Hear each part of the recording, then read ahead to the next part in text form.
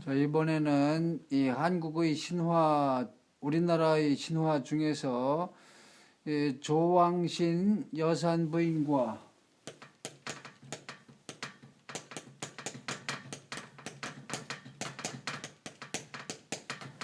이게 조왕신이면 부엌신이에요. 부엌신. 그다음에 문왕신, 문왕신 녹두생이.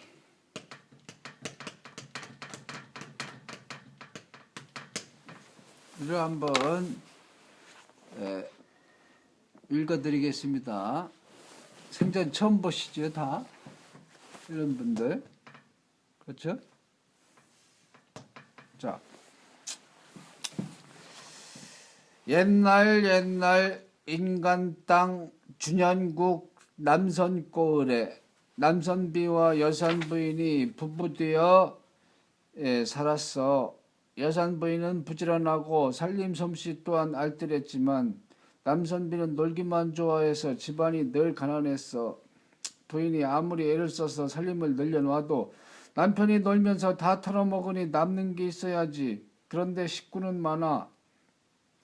이 둘이 혼인하던 해부터 아들을 낳은 것이 한 해에 하나씩 7해 동안 내리 7형제를 낳았거든. 이렇게 식구는 한껏 불려놓았는데 집안 살림은 예나 이제나 가난하단 말이야.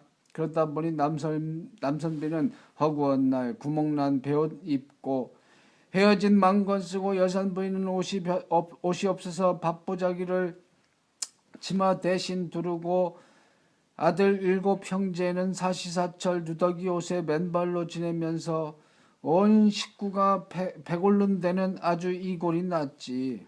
하루는 여산부인이 남편 앞에 새 명주 바지저고리에 간망건 도포까지 다 갖추어 내놓고 은 쉰양도 내놓았어. 남선비는 그걸 보고 눈이 휘둥그레졌지. 이것이 웬 물건이요? 제가 시집올 때 가져온 폐물을 팔아 마련한 것입니다. 우린 내외의 고생이야 잘 참으면 되지만 7아이 배 고른 것은 차마 못 보겠으니 이것으로 곡식 장사나 시작해 보십시오. 우리 고을 곡식값이 누구니 50냥 어치만 사다가 배에 싣고 다른 고을에 가져다 팔면 제법 이문이 남을 것입니다. 당신이 한눈만 팔지 않으면 그것으로 우리 9 식구 배는 안고를 터이니 해볼만 하지 않습니까? 그것 좋은 생각이요. 이문은 틀림없이 남을 테고 내 한눈 파는 일은 절대 없을 것이니 걱정 마시오. 그날로 남선비가 곡식 장사를 하러 집을 떠났어. 은 50냥으로 곡식을 사다 배에 실으니 한 배 가득이야. 새 명주 바지저고리를 맵시 있게 차려 입고 곡식 가득 실은 배를 타고 남선비가 장사를 하러 갔어. 남선고를 떠나 바람 부는 대로 물결 치는 대로 가서 어디에 이르렀는고 하니 오동나라 오동고을에 이르렀어. 오동나라 오동고을에 배를 대고 들어가니 그 고을 사람들이 모두 대단한 사람인 줄 알고 쳐다봐. 곡식을 한 배 가득 싣고 왔으니 부자임에 틀림없고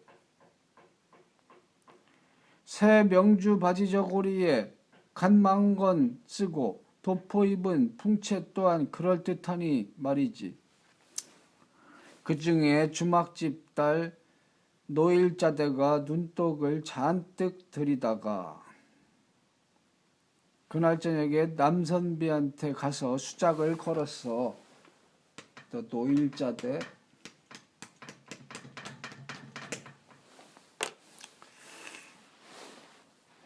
풍채 좋은 저 선비님은 어디서 온 누구신가요? 남선고을에서 온 남선비라 하오. 우리 고을에는 무슨 일로 오셨나요? 곡식 장사하러 왔소. 그렇다면 우리 집에 가시지요. 우리 집은 주막이니 나그네 묵기에는 안성맞춤이랍니다. 곡식 다 팔릴 때까지 우리 집에 묵으면서 장기나 바둑으로 소일하시면 그 안이 좋습니까?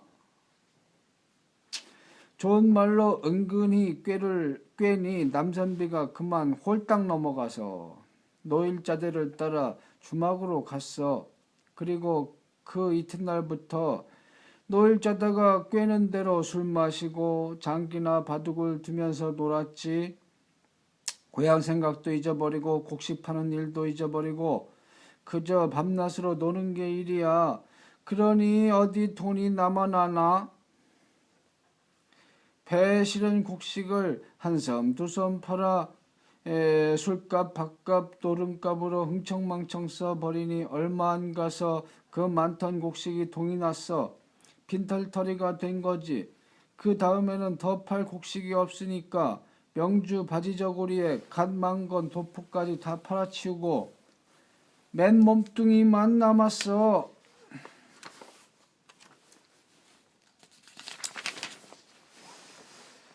노일자 때는 남선비가 돈이 많을 때는 가진 아양을 다 떨다가 빈털터리가 되니까 마당개 닭 쫓듯이 내쫓아버렸어. 남선비는 할 일 없이 주막에서 쫓겨나 허벌판에 수수깡을 얼기설기 엮어 움막을 짓고 나무 돌적이 거정문을 달고 살았어. 날마다 노일자대네 주막을 기웃거리며 먹다 남은 음식이나 얻어먹고 살았지. 노일자대는 남선비에게 찬밥 주는 것도 아깝다고 겨죽을 쑤어서 개밥 그릇에 담아줬어. 남선비는 날마다 겨죽을 얻어먹다 보니 그만 눈이 멀어버렸어. 눈이 멀어 앞이 안 보이니 이제는 고향에 가고 싶어도 못 가는 신세가 된 거지. 이때 남선고을에서 여산 부인이 이제나 저제나 남선비 오기만을 기다리는데 날이 가고 달이 가도 올 줄을 모르거든. 여산 부인은 애가 타서 날마다 배 떠난 바닷가에 나가 이리저리 왔다 갔다 하면서 남편을 기다렸어. 살았거든 두 발로 걸어 돌아오고 죽었거든 옷이라도 걸려 올라오게 하십시오. 혹시나 바다에 빠져 죽었는가 하고 긴 줄에 얼레빗을 매달아 바다에 건졌다가 꺼내기를 며칠 동안 했어. 그러면서 돌투성이 바닷가를 헤매다 보니 집신이 하루에 7켤레씩 닳는 거야. 아들 7형제가 하루에 한 켤레씩 집신을 삼아 대도 나만 하는 게 없어.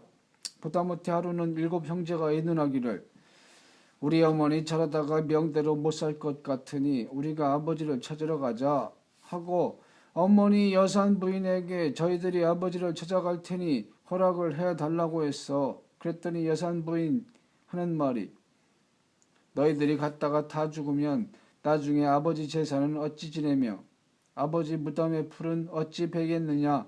차라리 내가 가마 하고서 산에 가서 고든 나무를 베다가 배 한 척을 만들어 달라고 그래.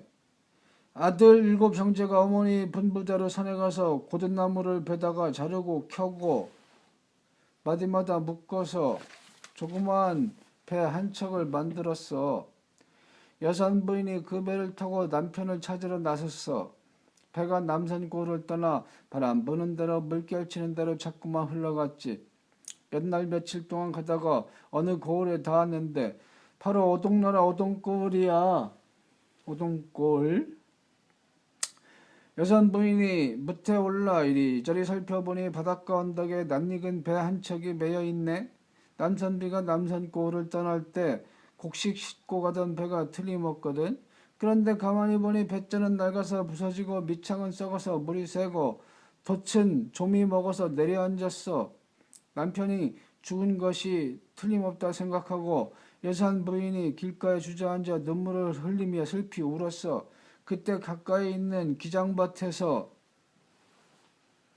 여자아이가 새를 쫓는데 이런 노래를 부르면서 쫓는단 말이야. 후여 후여 자들아 너무 야근채 말아라. 똑똑하다는 남선비도 노일자대 꾀에 속아 곡식 재물 다 팔아먹고 움막으로 쫓겨나 개죽단지를 옆에 끼고 죽을 날만 기다린다. 후이야 후이야 새들아 너무 야근치 말아라. 언뜻 들어보니 제 남편 남선비 말이 나오거든. 얼른 기장밭에 달려가 새 쫓는 아이한테 물었지. 방금 내가 한 노래가 무엇이냐? 한 번만 더 불러보아라. 안 할 테요. 여러 번 부르면 주인한테 욕먹어요. 여선 부인이 손가락에 끼고 있던 가락지를 빼어주며 간곡하게 달래니 아이가 한 번 더 노래를 부르는데 똑똑하다는 남선비도 노일자대 꾀에 속아 곡식잼을 다 팔아먹고 움막으로 쫓겨나 개죽단지를 옆에 끼고 죽을 날만 기다린다. 이러거든. 여선 부인이 귀가 번쩍 뜨여 아이한테 되물었어. 얘야 남선비는 어디에 살고 있느냐? 이국에 넘고 저 겨울 건너서 가다 보면 허벌판에 수숫강을 얼기설기 엮어놓고 나무 돌적이 거정문을 달아놓은 움막이 있을 것입니다. 그 집이 남선비 집입니다. 여산 부인이 아이가 가르쳐준 길을 따라가 보니 아니나 다를까 허벌판에 수숫강을 얼기설기 엮어진 움막이 있어 거정문을 열고 들여다보니 글쎄 남선비가 개죽단지를 옆에 끼고 주막집 강아지처럼 쭈그리고 앉았는데 가만히 보니 눈까지 멀었네. 여산 부인이 기가 막혀 눈물을 줄줄 흘리다가 말을 건넸어. 여보시오, 지나가는 나그네가 날은 저물고 쉴 곳은 없으니 하룻밤 재워주시겠소? 우리 집은 좁고 어술해서 손님을 드릴 데가 없습니다. 딴 데나 가보십시오. 그러면 밥이나 지어 먹게 부엌이라도 빌려주시지요. 그거야 어렵지 않습니다. 여산 부인이 부엌에 들어가 솥을 들여다보니 밥알은 하나 없고 겨죽 찌꺼기만 눌어붙어 있구나. 집수세미로 곱게 닦아 맑은 물에 헹구어 놓고 가지고 간 쌀을 안쳐 밥을 한 솥 지었어.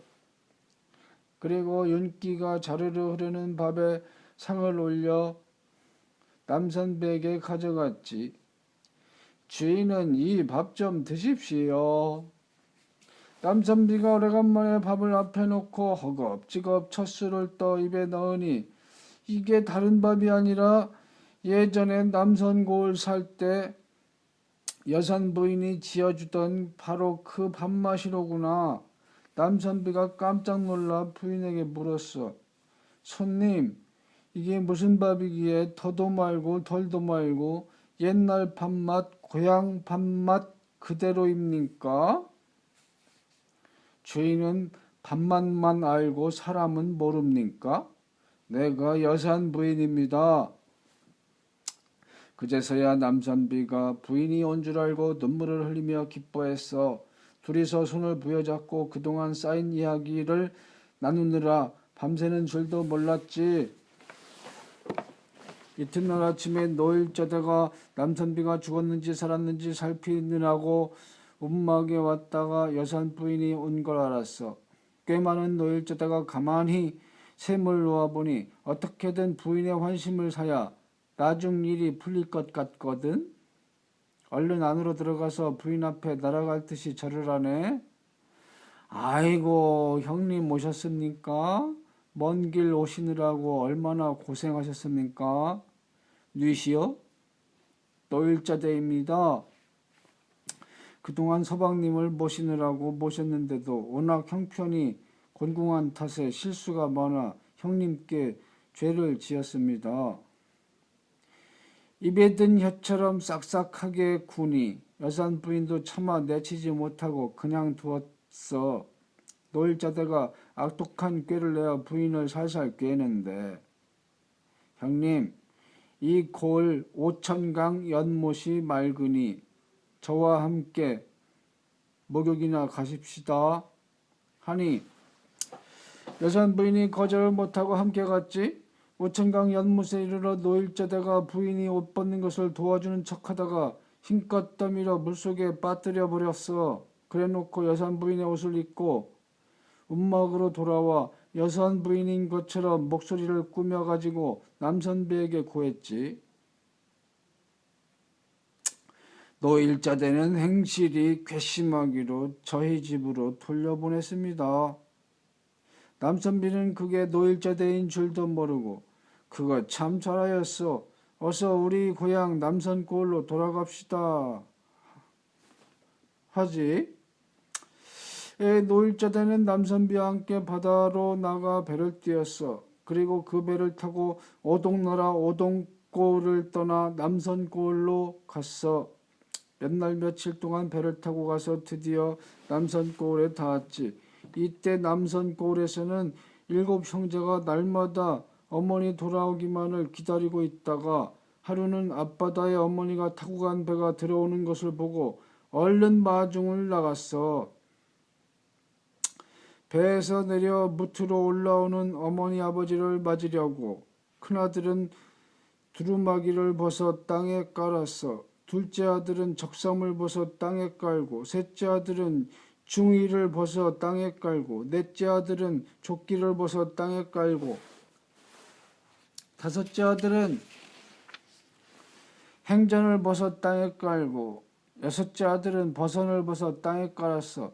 그런데 막내 아들 녹두생이는 아무것도 깔지 않고 두 줄기 길 중에 한 길은 튀어놓고 한 길은 큰 돌로 막아놨어. 형들이 그걸 보고 이상히 여겨 물었지. 막내야, 너는 왜 길 하나를 막아놓느냐? 저기 오시는 두 분 중에서 아버지는 우리 아버지가 분명하나 어머니는 우리 어머니가 아니어서 그럽니다. 그걸 어찌 아느냐? 우리 어머니 여산 부인은 일산을 혼자 쓰지 않습니다. 과연 노일자대는 남선비야 어찌됐든 저 혼자만 편하려고 일산을 혼자서 쓰고 오거든. 아닌 게 아니라 가까이 오는 걸 보니 옷은 여산 부인의 옷을 입었을 때 모습은 딴판이야. 위로 여섯 아들은 긴가민가 하고만 있는데 막내 아들 녹두생이는 노일자대 앞을 가로막고 묻는구나. 어머니는 어찌하여 갈 때 모습과 올 때 모습이 다릅니까? 백길이 험하여 온갖 고생 다 하다 보니 뼈도 굽고 살도 빠져서 그렇다. 의로 여섯 아들은 그 말을 고지 들었지만 막내 아들 녹두생이는 믿지를 않고 또 물었어. 그러면 어찌하여 갈 때 목소리와 올 때 목소리가 다릅니까? 파도가 높고 비바람이 심하여 소리질러 말하다 보니 목이 쉬어 그렇다.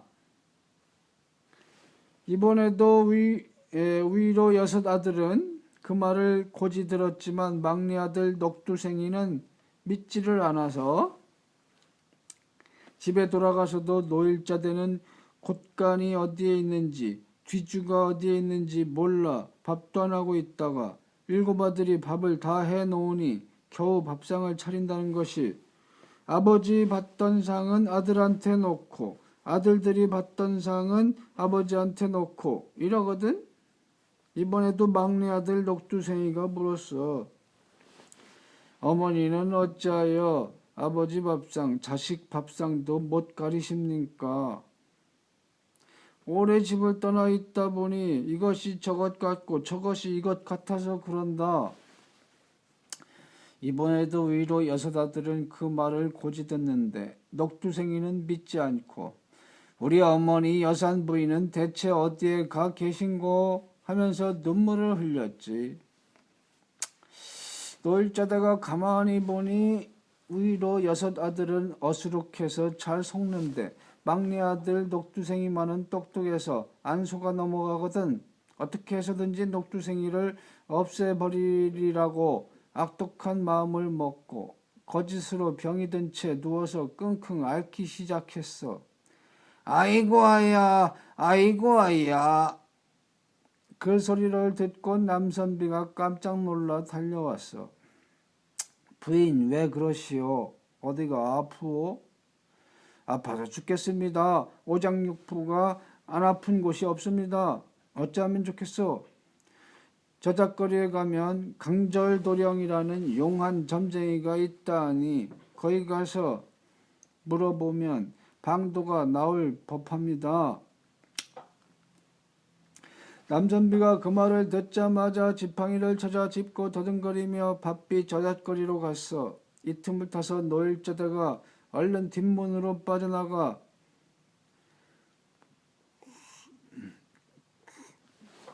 저잣거리에 먼저 가서 앉아 있다가 남선비가 오는 것을 보고 목소리를 꾸며 수작을 걸었어.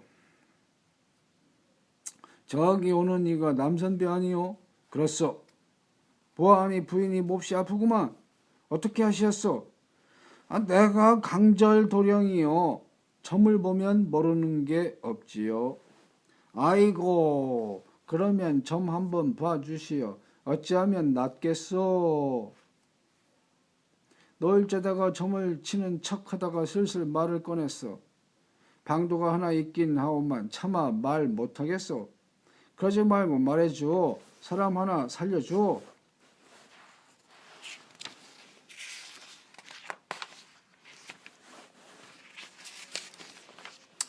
정 그렇다면 말하리다. 아들 7 형제 중에 막내 아들 간을 내 먹여야 낫겠소.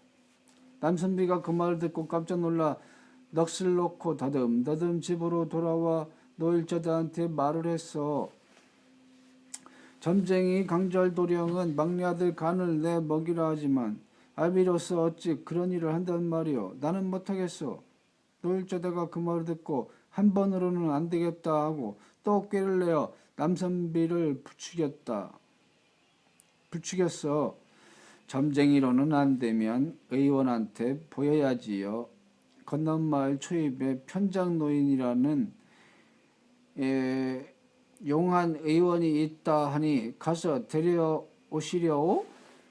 그래 놓고 노일자대는 남선비가 집을 나선 다음 얼른 남선비를 앞질러 건넌마을 초입에 가서 기다렸지. 남선비가 지팡이를 짚고 더듬더듬 건넌마을을 찾아가니 초협에 딱 들어서자마자 누가 불러 세우네. 여보시오 남선비, 누가 나를 부르시오? 의원 편장 노인이요. 여기는 웬일로 오셨소? 집에 병자가 있어 모시러 왔소이다. 그럼 어서 가십시다.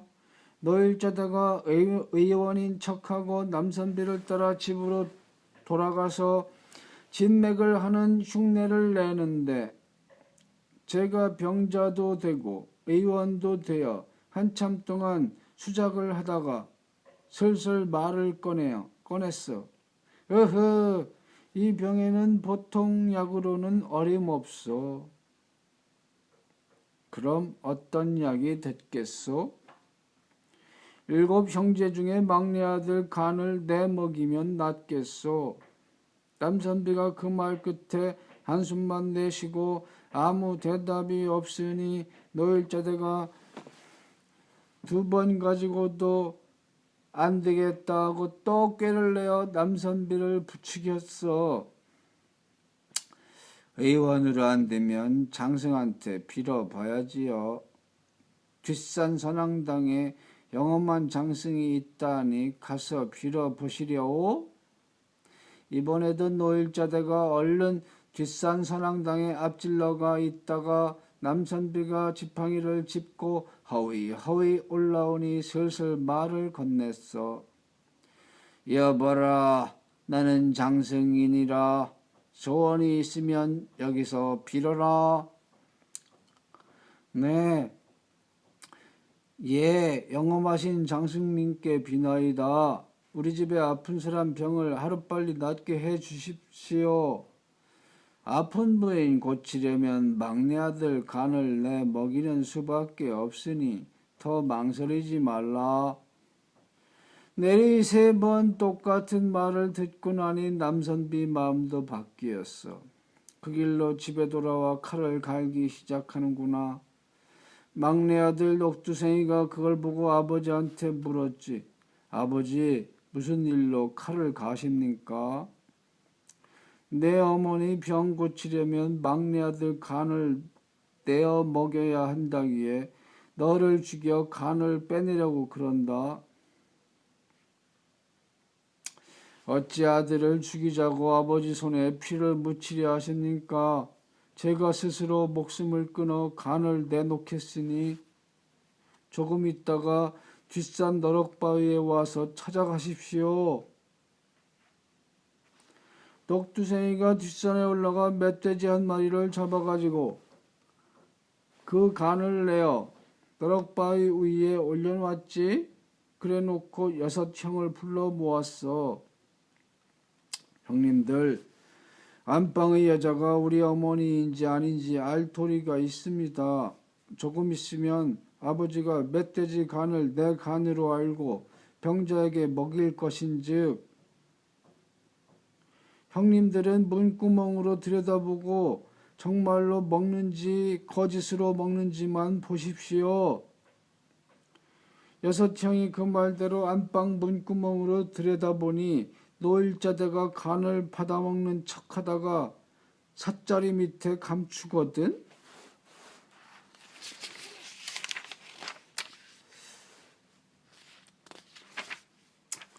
어머니, 약은 다 드셨습니까?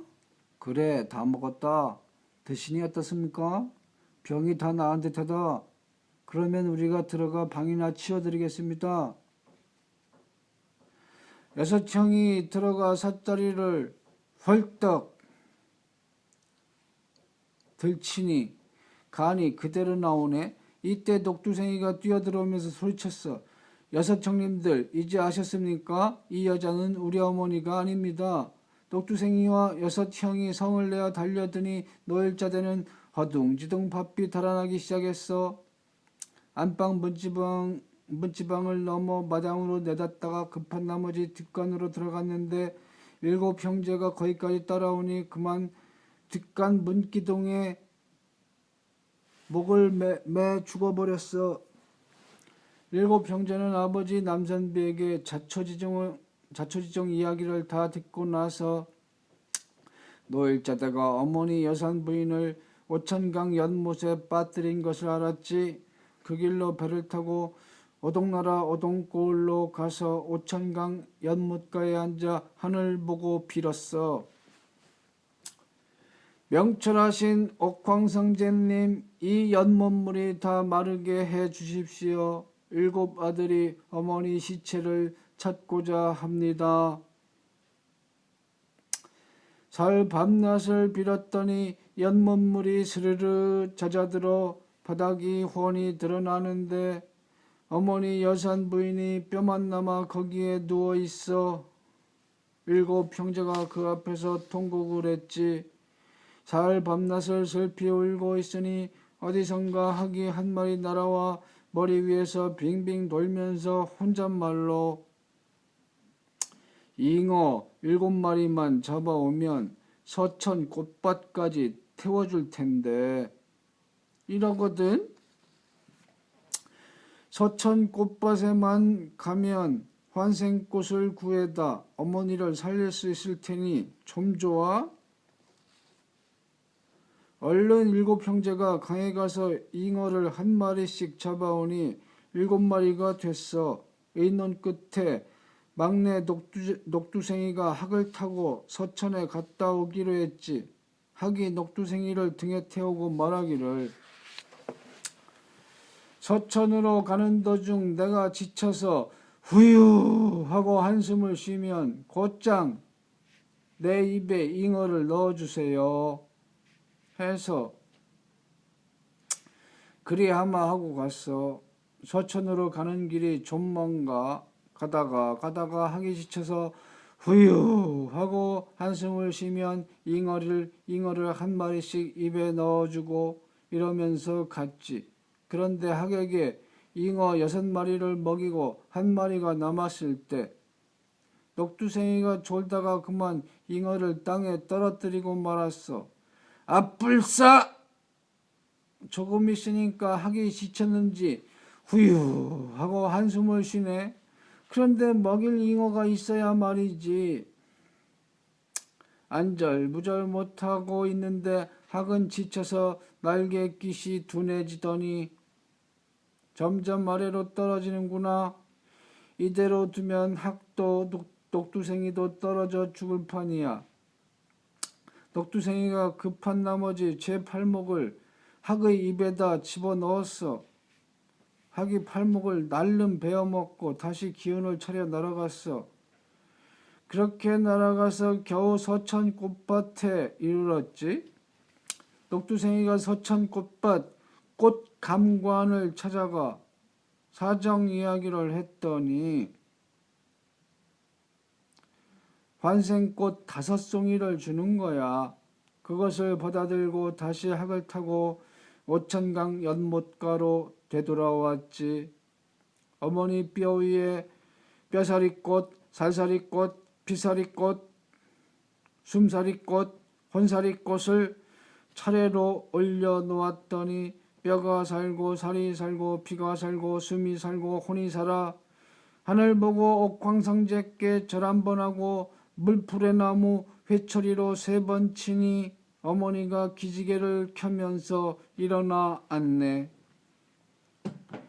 아이고 봄잠이라 달게 잤구나. 너희들이 다 여기에 웬일이냐. 어머니 모시러 왔습니다. 어머니와 함께 집으로 돌아와서 7 형제는 그 뒤로도 오래오래 오순도순 잘 살았어. 그러다가 죽을 날이 되니 옥황상제가 식구들을 모두 신으로 정해주는데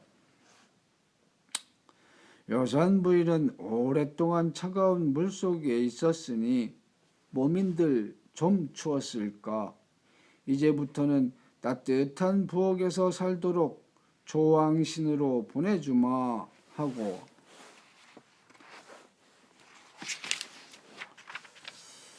남선비는 눈멀어 고생했으니 제 눈 제가 멀게 한 격이니 어두컴컴한 헛간이 제격이렸다. 헛간 지키는 잡신이나 되어라 하고 7 형제 중 위로 5은 오방신으로 들어서되 마지는 동방청제 대장군이요 둘째는 서방백제 대장군이요 셋째는 남방적제 대장군이요 넷째는 북방흑제 대장군이요 다섯째는 중앙황제 대장군으로 들어서라. 6째는 뒷문 지키는 뒷문왕이 되고 막내 녹두생이는 앞문 지키는 문왕신으로 좌정하라 하고 노일자대는 뒷간에서 목을 메어 죽었으니 측신이나 되어서 뒷간을 지키되 여산부인 조왕신이 지키는 부엌 쪽으로는 얼씬도 말하라 하여 다 그대로 됐어. 그때부터 뒷간은 부엌 쪽을 보고 짓지 않는 풍습이 생기게 된 거란다. 끝.